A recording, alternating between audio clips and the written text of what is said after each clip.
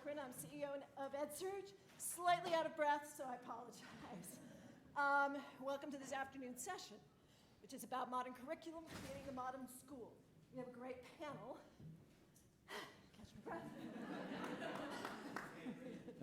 Yes, the modern world is a very just-in-time moment.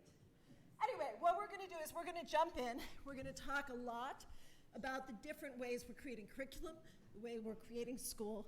And we'll try to leave some time for questions, too. So, let's get started. We're going to start right here with Eric. Do me a favor, take 2 minutes. Tell people what is the most interesting thing that you've done with your school curriculum in the last few years. Super. Welcome, everyone. My name is Eric Westendorf, and I'm the CEO at Learnzillion. And Learnzillion is focused on core curriculum. That was not the case when we started. We were focused on supplemental curriculum. And what we do with core curriculum is we actually partner with the highest quality open educational resource authors. So illustrative mathematics, you may have heard of, or EL education, or ODEL education. We partner with these authors, and then we productize this really high quality curriculum with the goal of making it delightful for teachers to use. How do we empower teachers to orchestrate powerful, meaningful conversations with students day in and day out? And as we get into what modern curriculum means to Learnzillion, it's very much around how do you empower teachers to do that and give them the tools that allow them to take what is the highest quality curriculum and make it the most delightful to use through both print and digital. So that's what we do. And the most interesting thing you've done in the last Well, years? it's actually shifting from a focus on supplemental, where when we started, our focus was how do we help teachers understand these new standards, and we did that through bite-sized video lessons, and then realizing that the market is maturing, and there is a need for full curriculum that is coherent and that is scaffolded, and so recognizing that need from the market and then moving into providing that through sort of a novel approach of working with high-quality OER providers is, to us, what's been most exciting. Yeah. Great. Michael, we're going to start with Yeah, so Michael here, the CTO and co-founder of Labster, and we create virtual learning simulations for science. And I would say one of the most interesting things that we've done in the recent years here has been to work in a coalition between technology companies like Google and universities like Arizona State University to create entirely online biology degrees using virtual reality. So we've worked with instructional designers, curriculum experts, topic experts around the world to design what could be an entirely online experience for full biology accredited degree by using the power of virtual reality to create an immersive enough experience so that the students can get a full accreditation without even accessing the physical labs. There is actually even a trial. The ASU is demoing it right now at the main stage, so you can try it out there. Okay, so comprehensive curriculum, specialized math curriculum. We'll come back to this tension. Science. Yeah. Sorry. I'm Sari Factor, CEO of Edgenuity. We have a lot of different kinds of curriculum, but we are K-12 in scope. We have core curriculum for grades 6 through 12, supplemental for elementary, and we probably have the broadest range of electives, career and technical electives, career and technical education electives, as well as just high interest electives for kids in grades 6 through 12. We recently acquired Odysseyware. Some of our supplemental programs, one of our newest one is called UpSmart, which is an adaptive learning engine for mastery of a certain subject area, grades 6 through 8 in math and English language arts. And the feedback that students get is very specific to the answers, and the paths that students take through those answers are probably the most interesting thing that we're doing right now. Okay. Peter? Good afternoon, everyone. My name is Pete Ruppert. I'm the CEO of Fusion Education Group, and we have the unique opportunity or benefit of being able to provide kind of the ultimate in customized curriculum. We have a chain of 54 or so specialty private schools around the country that are able to provide a unique one-to-one education where every class is taught with one teacher and one student. So we can indeed deliver that full customization that every teacher and frankly every student would love to have. So We've been in existence for over 10 years now, and started with the original campus that we acquired here in San Diego area, like I said, 10 years ago. Okay, so let's talk a little bit about what happens when kids go through your material, your curriculum, your program, right? I mean, the whole point of learning is that they come out differently. They come out, they've learned something. And so really, what's the theory, maybe it's a theory of action, what is your theory of child? What's the student look like at the end of the process in contrast to the beginning of the process? Students are more empowered, I will say that. And empowered in what way? So we encourage students to chart their own paths, to think about their own goals and the kind of direction they want to take. We've just created a new student learning experience for our courseware product where students are getting as much data about their course and their experience in the course as their parents and their students are getting, and their teachers are getting, which enables the student to take ownership of their learning. You think about students after they graduate K-12, there's nobody around to say, did you do your homework? Are you on track?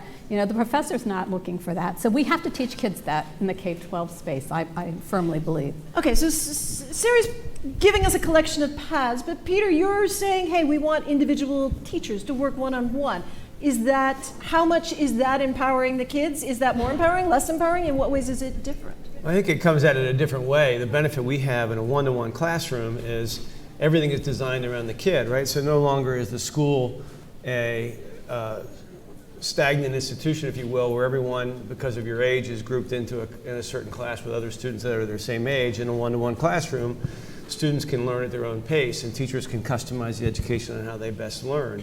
And so in our experience, what we've been able to do is oftentimes turn on the love for learning, which is missing for so many students today, even kids who have been successful. And as you know, as a parent of 4 kids, 3 of which are now in college and beyond, I saw the grind that my kids, even though they did well in high school, went through, and I could compare that to kids coming to us many times having struggled in coming to Fusion, and just see the light and the love of learning come on. And whenever you can get that excitement about learning, that just opens up a world of possibilities. Okay, Eric. Yeah, I'd love to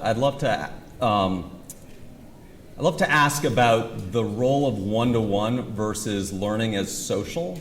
Because I think often when we think about the application of technology to the experience kids are having, we think about a one-to-one experience or an experience of kids on screens getting something that's personalized.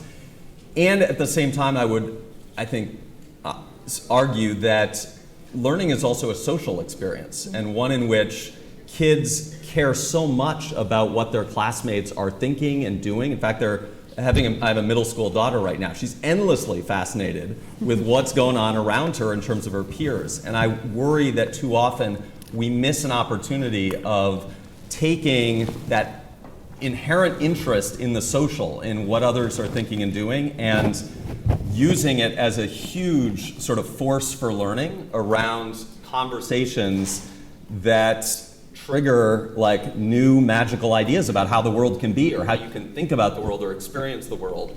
And we need to, there's a role in technology in supporting those social experiences as well as the individual experiences. So that's great. So each of you, how are you supporting the social learning element then? So Eric, you can put yourself on the spot to start. So how are you driving that social engagement? Yeah, so when we think about, one of the frameworks we think a lot about are jobs to be done. What is the job you're trying to get done? For us, the central job we're trying to get done is to support a teacher in orchestrating a social experience that will lead to insight and understanding for students. So our goal is not, okay, how does technology directly interact with a student, sort of minute to minute? It's more, how does the technology empower a teacher to more often than not, day in and day out, actually orchestrate those conversations where, for those of you who have been teachers, you're just like, oh my God, I want to bottle this. Like, this is amazing. The level of conversation that's going on and the new insights that are happening is just, you just feel it viscerally. So I'm going to say that you're swinging all the way back to saying the teacher's going to drive and help facilitate that social connection, and we're just here to support the teacher. That's oversimplifying it, but But that's okay. yeah, for now, that's that's fine. It's a panel. We're good at oversimplifying here. Okay, Michael, what about you? Where are you I'd on just that? follow up on that and say the same. Like, providing teachers with the right amount of data so they can facilitate this social learning is really key. So we obviously let the students experience learning through a very virtual experience. And we monitor very closely how the students are learning. And we find often that students are learning at different paces and with different approaches. Some students like to learn through failures, others like to learn with more guidance. And by giving this type of insight to the teachers, they can also then facilitate the follow-up lectures much better. But right now, I'm just going to pick on you a little bit. Are you slapping headphones and goggles onto the kids, and how social is that? Yeah, that's a very good question. So it's important to say these learning experiences are often seen as a smaller piece of the broader curriculum that we provide the students with. So we don't see students, so typically they will be in these virtual experiences for maximum half an hour at a time, and then afterwards we'll typically discuss what they learned, brainstorm on it, typically in a larger project-based learning, where they will apply the skills that they learn in the classroom in a real-world setting that they can experience much better in these virtual environments. We take them on virtual tours to other planets or to the ocean, where they can explore how they can apply their science skills in new ways, which really helps increase the social learning through the increased motivation, engagement, and the students discussing like, oh, this is great, how can we go out and apply this in other settings in the real world where we can use the things we learned. Okay, so you're using the technology to answer Peter's question, which is how are we going to engage them and make them feel like, oh, this is way cool, I'm going to play with dolphins today, right? Yeah. So that's the cool part. And then on the social side, to come back to Eric's question, you're saying, yeah, and we're going to put them all in a room, we're going to have a conversation. Yes? Yeah, but what I would say though is I think there is a role for VR in triggering the social, because I think one of the powerful things about VR is actually the ability to generate empathy for students. So, you know, I was talking to a friend of mine whose daughter goes to Sidwell, and they just spent some time at the border. They did this trip to the border and did this, did service at some of the centers where folks seeking asylum are. And when I was asking Margaret, my friend, like, how did Lane react to this? And she said, you know, two biggest takeaways. One was the smell was visceral and was like not good because of the overcrowding. And two, she was like, the kids, they were just like me. And it was just like so powerful to hear that like sense of empathy where now she is brought into a bigger conversation or desire to learn about, you know, about history and social science, what's going on, because that empathy has been triggered. So I don't think that when we think about like a virtual reality experience that it's different than a social experience, especially when it can trigger the sort of empathy that then makes you want to have a conversation about what do we do about this? Okay. How do we think about this? Okay, Sari, I want to come to you.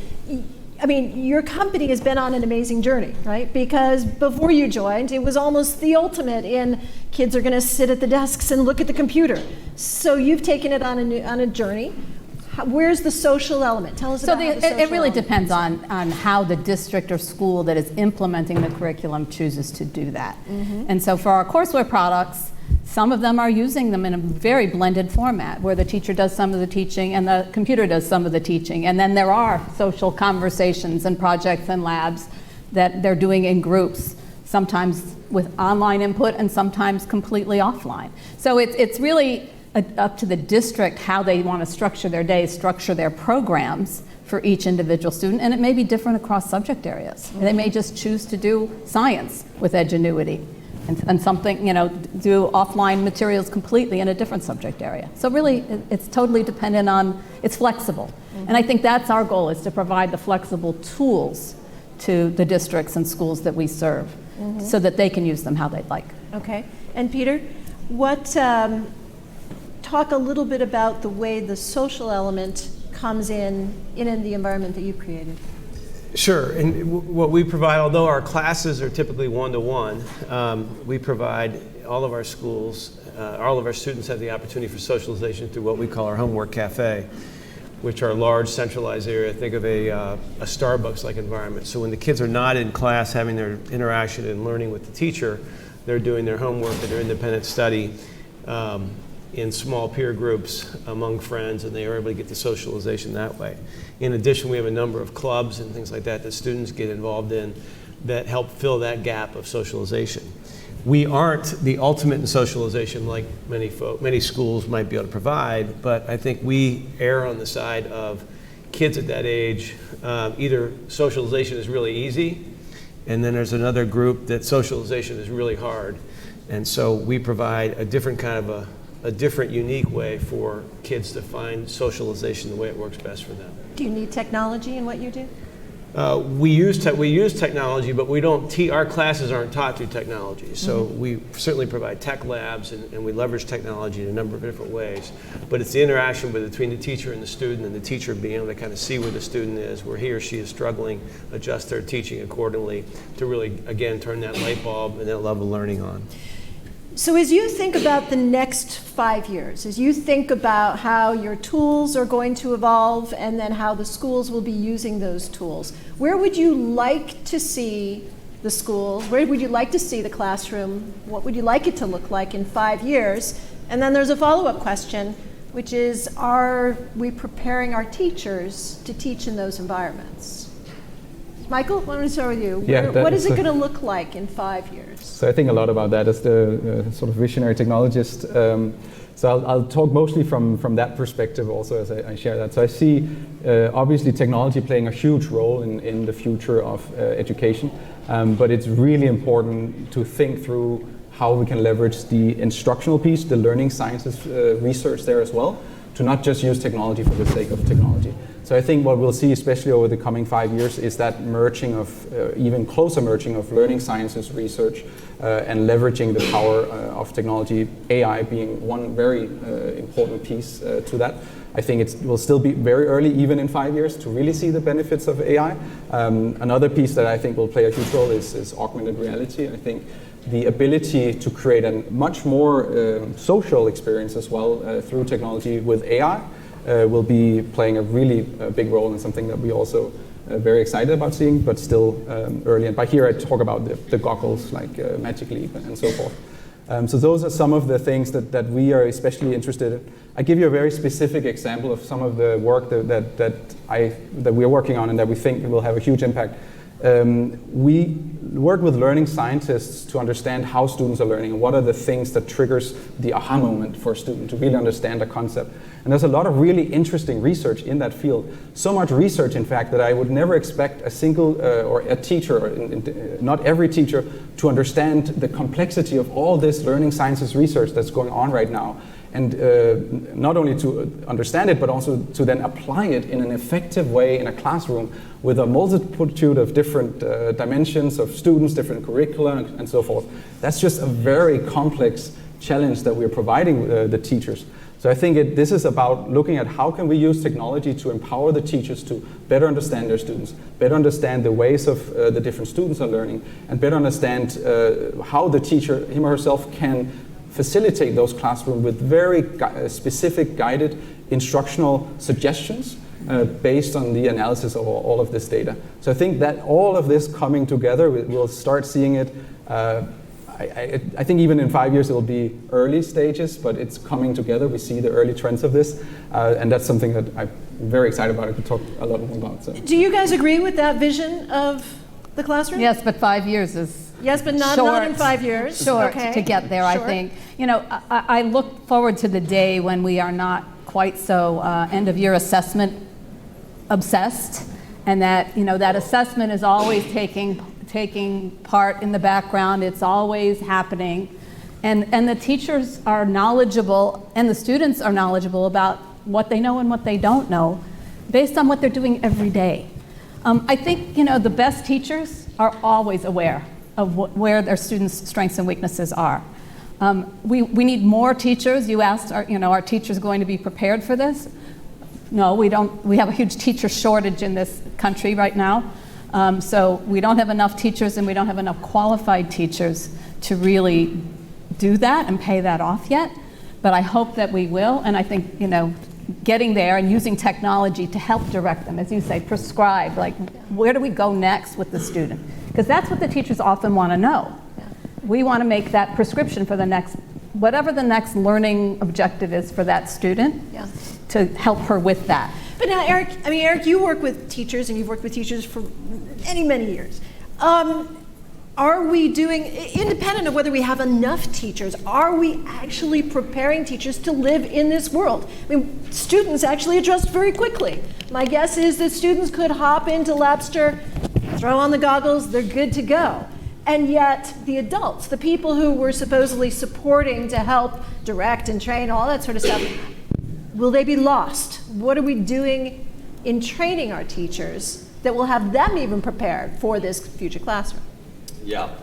So I think this does touch on a challenge, a curriculum challenge in particular, because I think what happens in teacher training programs is there's an unwillingness to place a bet on any curriculum, right? Because you don't know for that teacher what program they're going to be using at their particular school district. And so what happens is you sort of say, well, I don't know what curriculum, so we're not going to focus on curriculum. Instead, we're going to focus on, and what ends up happening, I think, in a lot of programs is how do we build our own lessons and build our own curriculum and learn about how to do that. And the either explicit or implicit message to teachers is you have to create all of this from scratch, and you have to build this on your own. And I think that's even given more power now that most classrooms have full internet access, where there is this sense that you have access to Pandora's box and can go in and pick and choose.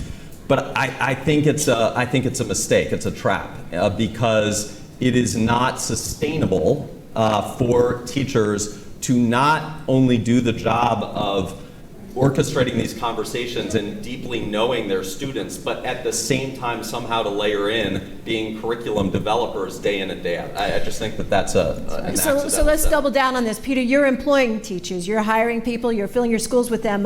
What are they prepared for the day they walk into your schools? Well, we actually look for a couple different things. Because it's one-to-one, we don't hire many certified teachers. And what we're looking for is content expertise and the ability to build relationships. And I think that's one of the unique things that I certainly hope we see. I think we're getting better and better at providing teachers with more and better and timely tools that enhance the curriculum, that make it easier for them to teach the curriculum, that provide technology to make it easier, that provide reporting and things that make it easier to facilitate that learning. And I think the teacher moves from the sage on the stage to much more of a facilitator. And what it's going to call for, I think, with teachers is the ability to build relationships. And I think that's one of the things we make a mistake on with high school kids today, is that those kids are in 6 or 7 classes a day. They bounce from teacher to teacher. They might have the same teacher twice over a 4-year period. And we wonder why these kids never get engaged in school. And so what we have to be thinking about is not only providing teachers with more and better tools, but also helping our teachers establish those relationships with kids and giving them a vehicle where they can do that successfully, so that kids aren't just floating through a system with too many of them stagnating or falling to the cracks or having struggles for all the wrong reasons. But if we have teachers who are experts in building the relationships, which sounds terrific, but they still need to use these tools. They need to use the tools that Labster and that Sari and that other folks are building. How much time do we need to structure into the school year so that teachers have enough time to learn these schools? Because, you know, as Eric kind of rightly pointed out, no one's getting trained to use Labster in a school of education. No one's getting, yes. If I can challenge you on that one, Go I think for it. the problem is actually if we even have to train teachers to use the tools, we're not designing the tools in the right way. Obviously, there needs to be some training. I agree with you on that. But I think it's also about thinking about how can we design tools so that they are so intuitive for the teachers as well as the students to use, so that little to no training is needed. And we work really hard at doing that and working closely with the teachers to understand how we can understand how they're teaching today and how can these tools fit into that way of teaching that they're already doing. So I think that should be at least the approach we should be taking, and only in the cases of there's maybe something completely different there, we should of course make sure that there is the sufficient training to support that, which, Yeah, Sarah? I agree completely. I mean, the challenge to technology adoption, I believe, in K-12 is the tools are too hard to use. Okay. And we have to work much, much more diligently about making them as easy to use as your phone is easy to use. The data displays have to look like dashboards that you would see on mint.com or some of those other things that enable teachers, students, and parents to access the data in a very seamless way. It's been too hard. It's been too hard. So if we like flash the clock back, say 25 years, right? When most teachers would probably go into a classroom and they'd have a textbook, and most people probably know how to use a textbook. You kind of flip it and you'll use this chapter and that chapter. So you could argue that that was as easy to use as a phone, right? No? Okay, well wait, let me try the question, then you can disagree with it. Okay, but if we assume that it took relatively little time to learn how to use that textbook, how much more time right now is it taking for teachers to use the technology that we're putting into the classrooms? Okay, so you want to argue with the question? Yeah, I know where you're going with this, but I do want to say that I think as powerful as paper is as a technology, I also think that when teachers are given a textbook and asked to parse that textbook and turn it into an experience, that what I think about is Daniel Kahneman's book, Thinking Fast and Slow. And what are we allowing teachers to do their slow thinking on versus their fast thinking? And unfortunately, when you give a textbook where print is the only technology you're using, you're in essence, it's the equivalent of forcing me to do my slow thinking on tying my shoes. Like, I don't have to think about tying my shoes, so that my slow thinking, that's fast thinking, can now be focused on more strategic things that I'm interested in, or issues that I'm interested in. I think we are stuck in a situation, or have been stuck in a situation, where teachers have to spend so much time figuring out the curriculum and doing slow thinking on things that should just be given, should just be like easy to do, so that they can spend more of their time slow thinking about how do I meet each of these kids' needs? How do I make sure that this conversation I'm about to orchestrate actually meets the unique set of kids I have in this room? And when you just give a textbook, you're forced slow thinking on just prepping for the class. What am I going to put on the whiteboard? What am I going to put in their hands? What, like, all these like first order problems, you spend all of your cognitive load on that instead of getting to what's actually really fun about teaching, which is thinking about how to orchestrate a powerful experience for kids. You don't get into the strategy of that. You get stuck in the shoe tying of it. Okay, so I love your fast thinking, slow thinking thing. But where on that spectrum are we with using technology tools? How much of the teacher's time right now is getting to do the fun thinking, as opposed to, I'm having to spend my slow thinking time on how to make sense of this data? Yeah, I think we're still early in the game. I think we're still really early in the game. So yes, I mean, the reality is most core curriculum, I mean, you sort of said flashback 15 years. You could flash back like 24 hours. And if you went into most classrooms in this country, most of what's being used for the core curriculum is print only, right? So there is still so much room to think anew about how we use both print and digital together to create an experience where you don't have to think about the shoe tying. You can get right into what is this experience for kids going to look like, and which parts, to Sari's point about flexibility, how am I going to flexibly have some students, using devices we have, and others be a part of conversations that we're going to have. So we're still we're in the first inning, I think. You bet. So what can the folks who are building technology do to speed this up? What can technology developers do to really try to improve this situation if we're not sure that the schools of education are necessarily going to help, because it's hard to train for every single device that'll be out there? What else do we need to be doing as developers? So, go ahead.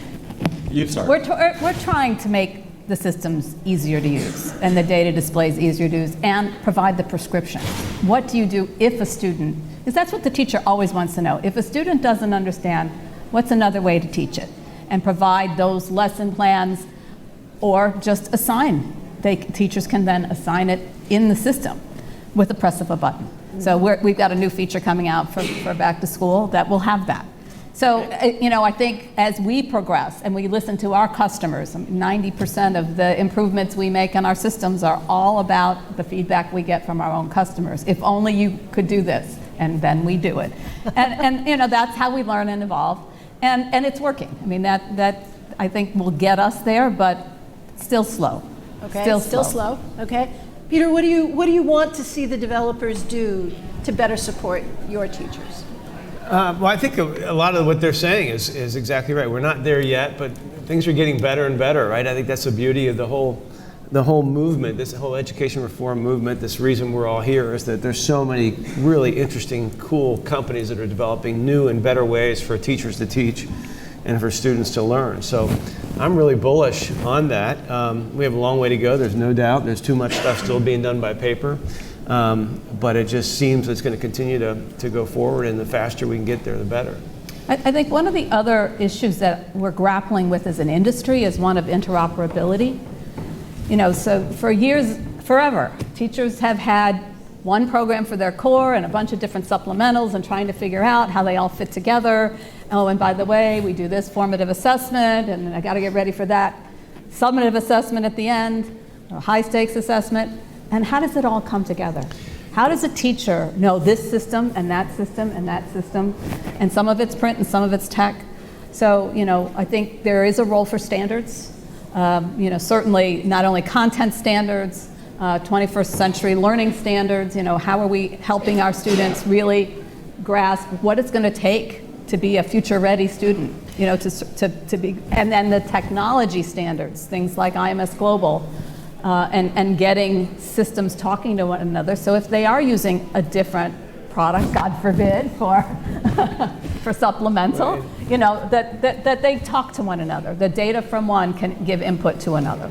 And I just love the whole way, the whole flipped classroom movement. And unfortunately, that seems to be going much more slowly than I ever would expect it. But that really is how we leverage our teachers, right? If a teacher knows when a student comes into class who's mastered what and who needs what help, and they can then customize what they teach and use that time using many of these tools that are available, I think you create a whole different game.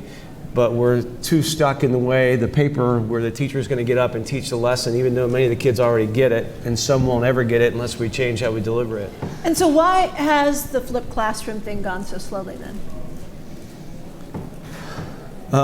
Well, it's a totally unique way of doing it. We're moving the cheese of our teachers. Okay. We're moving the school of and not just the teachers, we're moving the school of the administrations. We're moving the cheese of 100 years of how we've done things. And that's why all this innovation in any industry is going to come from the outsiders and the innovators who aren't necessarily within the system. And I expect that we're going to see more and more of it going forward.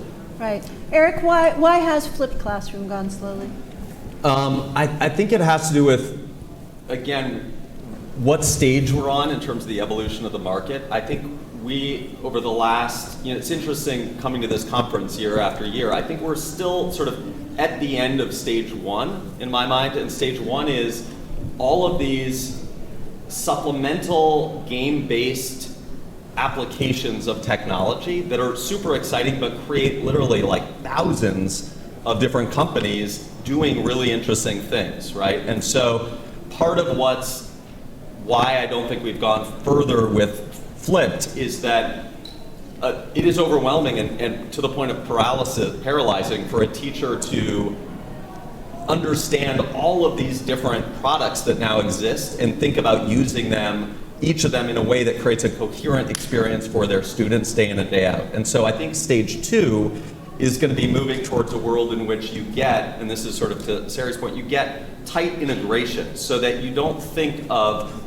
benchmark assessments and core curriculum intervention programs as three separate siloed products. They actually are one product, and you can work with a company to get a product that does those three things, and therefore day in and day out makes it possible for a teacher to do a flipped model if they want, because everything is coherently working together so that the the onus isn't on the teacher to try to make sense of all this and sort of try to cobble all of it together and make it work. And then once we get that, I think stage 3 is moving into, instead of curriculum as a service, sort of insights as a service, because then you can start connecting what are the inputs in terms of the activities teachers and students are engaging in, and then what are the outputs in terms of learning that are happening, and what are the correlations between those that allow a school district to be strategic for the first time around the instruction happening. So what I hear you saying is, and you mentioned it in the beginning, is that we'd like to have a more comprehensive kind of set of technologies and curriculum all sort of wrapped together, working well.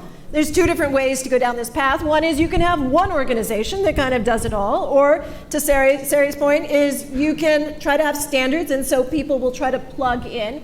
In either case, that takes a lot of work from the developers. So I'm going to come back to Michael and say, where does this leave the little companies that want to innovate, and does this cut that out of the future? So I'll try and address really great questions, all of them actually. So I'll try and address multiple of them. So first one is, what role do we play as a technology company in all of this? And I think it's really important that we have more dialogue with teachers, all the technology companies. I think there's not enough conversation going on in terms of understanding the needs of the teachers, how they operate today, and how we can fit these tools that are being developed into those existing workflows. So that it's not just, today it's not just about using a new tool, it's about flipping that entire classroom as well, so it just becomes really, really overwhelming. So what we do, we actually have a different term, we call it flip the lab for the laboratory. And so what we do is we provide very close guidance for the early adopters that take this approach, use it. We work closely with them to explain how it works with their existing setup. And we then use this as case stories to inspire other teachers to show the results that these other teachers have had. Because oftentimes for a teacher, there's thousands of different approaches and new technologies that they can use out there, but to hear from another fellow teacher that this approach has worked really well for them, and this is how it worked, and it was very easy for me to adopt it, even though I had a very different approach previously, that for us at least has been the best way of opening teachers up to trying these new approaches. Because oftentimes I find it's not really lack of training or a lack of skills or anything, it's just this overwhelm of all these tools and taking that initial step and say, okay, I'm going to try it out.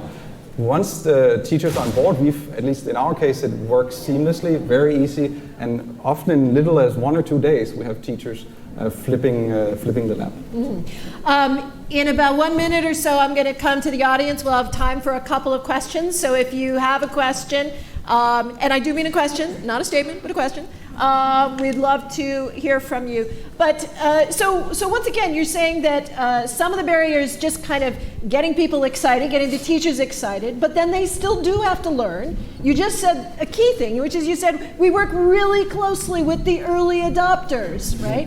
Which is great. But then what about the later adopters? What about those other folks who are not going to have you holding their hand? So we do that to understand how they operate today so that we can go back, redesign the tools that we develop so that it will be seamless for the next teachers to adopt it into their classrooms. So a very simple example, what textbooks are being used today and how can we align these virtual learning experiences with those existing textbooks so that it's as seamless as that. So I think, that's the piece to that. Okay, we have some questions. Michelle. What are some of the things that you're seeing that... Just a little closer to the mic. What are some of the things that you're seeing that industry leaders are wishing that these young people will be able to do when they get into the work field, and that your products or your areas of learning are helping support that transition? So what are some of the things that, this kind of comes back to the question of what do you think your student's going to look like at the other end? What are they going to be able to do? And we talked a little bit about this. We talked about more choice. Choice and ownership. I mean, certainly making decisions for themselves, thinking about their own paths, the career paths and things that they want to learn. I know myself that for my kids, when they hooked on to their major in college, they flew, and they struggled sometimes with other courses to see the relevance. And I think that, part of our job as we develop curriculum is to help kids see the context and the relevance for what they're learning. So we're always looking to make our products more engaging and to offer courses that students might be interested in taking, so that then our client school districts can offer a lot more to their students.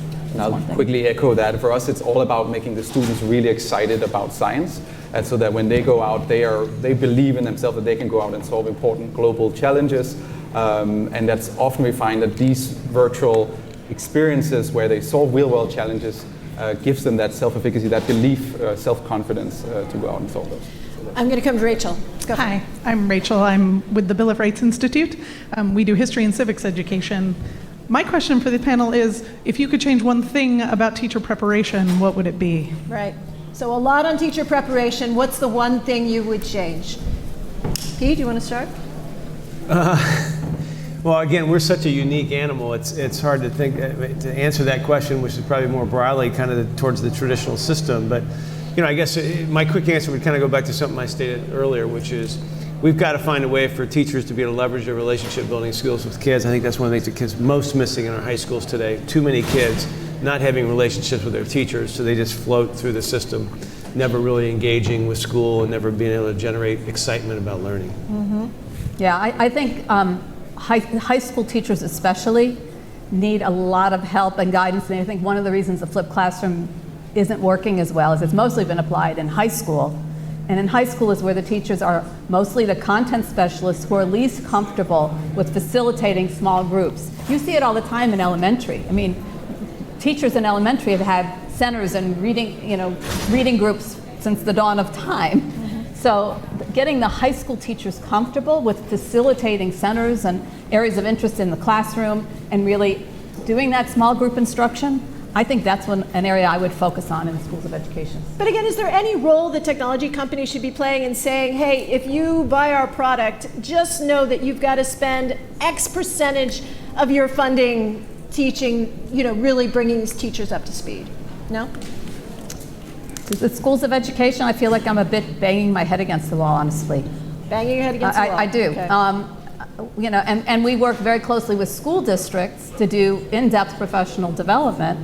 I find much more openness there. I think we've gotten to the point in K-12 where districts who really want to make change and really want to implement blended learning programs, they know that PD is a part of the investment that they have to make.